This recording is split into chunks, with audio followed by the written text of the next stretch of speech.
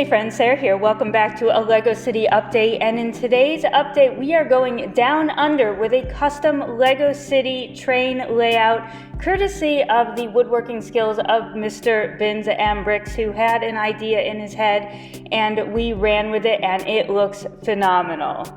So a lot of you suggested that why not go underneath the tables and create a layout under there if there is no more room on top of the city, and I'd love to have trains. So Mr. Bins and Bricks and I hopped into the car, we went to Home Depot, and we figured we might as well get some nice hardwood plywood to get the project started. This was not cheap. It's something like $80 a sheet, and we needed 2 of them, as well as some 2x4s, because Mr. Bins and Bricks did not want to add more legs underneath the table. So he is using 2x4s as runners to put underneath the plywood tops, and they will slide onto the frame of our table. Our table, the IKEA Nordviken, already has a support system underneath it, which makes it a little bit different than the Linmon tables.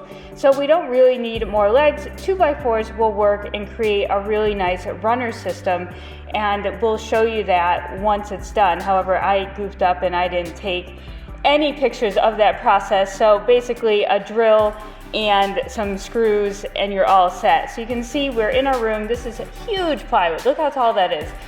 The tables are actually pretty long that we have, and you can see the table system underneath. There's already a frame started, so that's why we don't need extra legs. But we needed sheets of wood that would be about 30 inches by anywhere from like 60 to 80. So we definitely needed 2, and we needed something pretty big.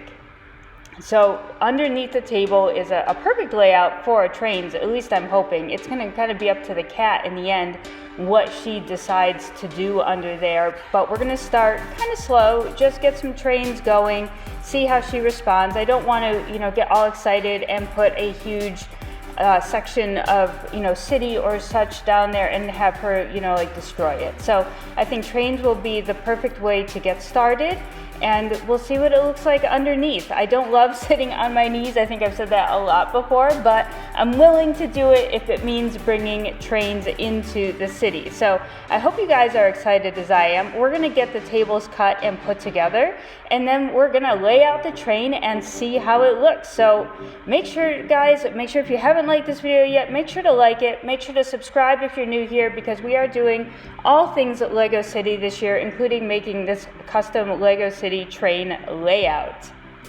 So I promise I helped Mr. Bins and Bricks way more than it looks. It looks like he lugged all the plywood. It looks like he did all the cutting.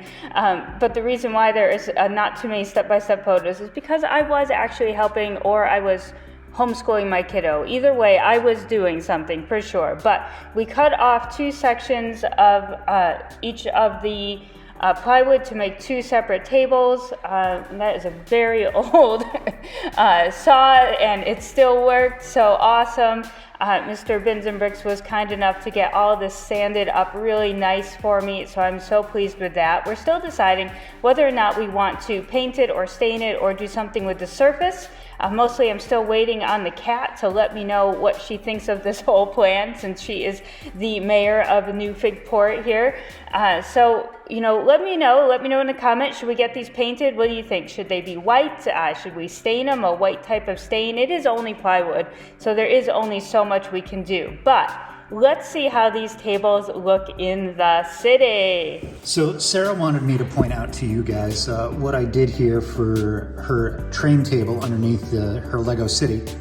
So what we did is we took some plywood, cut it down to size so it fit underneath the table, gave it a little extra room on either side so we could easily slide it in and out. And to run the length of the plywood, just to give it a little extra support, I put a 2x4 cut down to 1 1/4 inches height, so we could have it sit down here on the end, giving stability all the way down.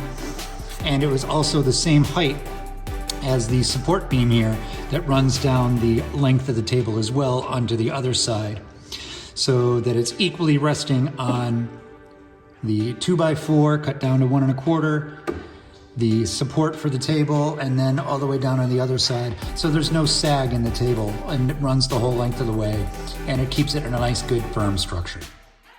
Alrighty, so this is the Lego track that I own. I've got this bag full here. I do have that box there. I don't have a ton of train track, just what you kind of see.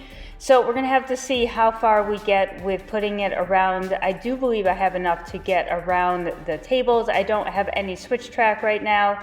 We do have the cargo train that we need to build up. I believe there's a switch track in there. Honestly, I'd love to see a bunch of trains running around under the table. We do have the Disney train, the cargo train, this passenger train. We have motorized a few other trains in the past.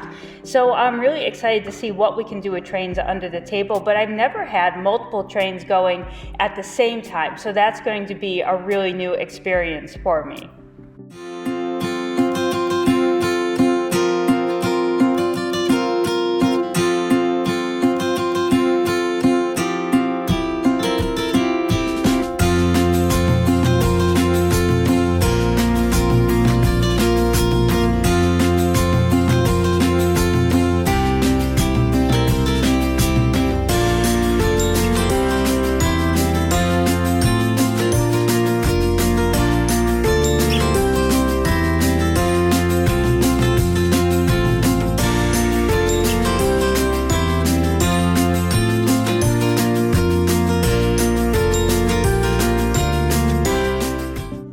So we're about to get the train fired up, but here it is. Here is the layout. I think it looks pretty awesome. I brought up some of my old school road base plates that I had put away after we started doing Mills.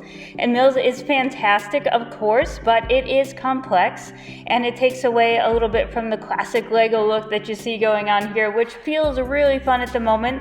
I don't know if we'll be putting buildings down here. As I mentioned, I would love to have a ton of trains going around, so I'd like to dedicate more of this space to the trains. But as you can see, there is a waiting platform. We've got our deer in the background just hanging out.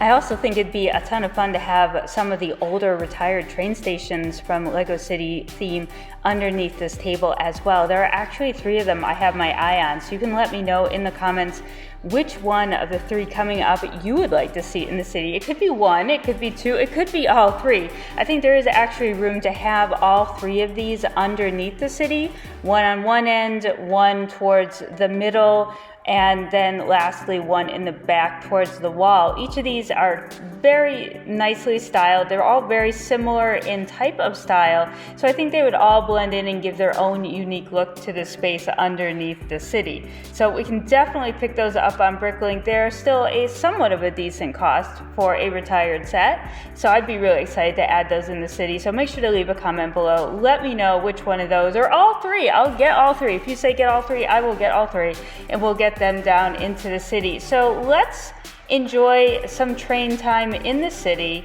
and check out the train going around the track.